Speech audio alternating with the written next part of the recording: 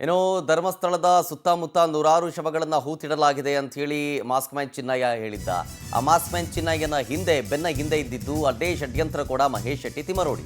ಆತನನ್ನ ಗಡಿಪಾರು ಮಾಡಲಾಗಿತ್ತು, ಅದನ್ನೇನೋ ಕ್ಯಾನ್ಸಲ್ ಮಾಡ್ಕೊಂಡು ಬಂದಿದ್ದು. ಈಗ ಮತ್ತೆ ಗಡಿಪಾರು ನೋಟಿಸ್ ಕೊಡಲಾಗಿದೆ ಎಸಿ ಸ್ಟೆಲ್ಲಾ ವರ್ಗೀಸಿಂದ. ಏನಂತ ನೋಟಿಸು?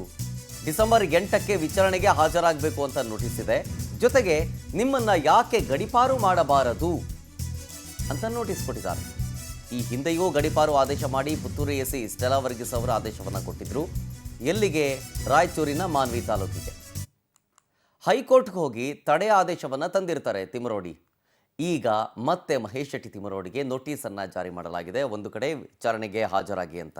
ವಿಚಾರಣೆಗೆ ಹಾಜರಾಗಬೇಕು ಅನ್ನೋದು ಒಂದು ಕಡೆ ಆದರೆ, ಮತ್ತೊಂದು ಕಡೆ ಯಾಕೆ ನಿಮ್ಮನ್ನು ಗಡಿಪಾರು ಮಾಡಬಾರದು ಅನ್ನುವಂಥ ವಿಚಾರ ಸಂಬಂಧಪಟ್ಟಂತೆಯೂ ಕೂಡ ಪ್ರಶ್ನೆ ಕೇಳಿದ್ದಾರೆ. ಅದಕ್ಕೆ ಉತ್ತರ ಕೊಡಬೇಕು. ಈಗ ಗಡಿಪಾರು ಮಾಡಿರೋದಕ್ಕೆ ನೀವು ಅದನ್ನು ಸ್ಟೇ ತಂದಿದ್ದೀರಿ, ಓಕೆ. ಯಾಕೆ ಗಡಿಪಾರು ಮಾಡಬಾರ್ದು ಅಂತ ನೀವು ಹೇಳೋದು? ಏನು ಮಾಡ್ತಿದ್ದೀರಿ ಅಂಥದ್ದು ಒಳ್ಳೆ ಕೆಲಸ ಇಲ್ಲಿ?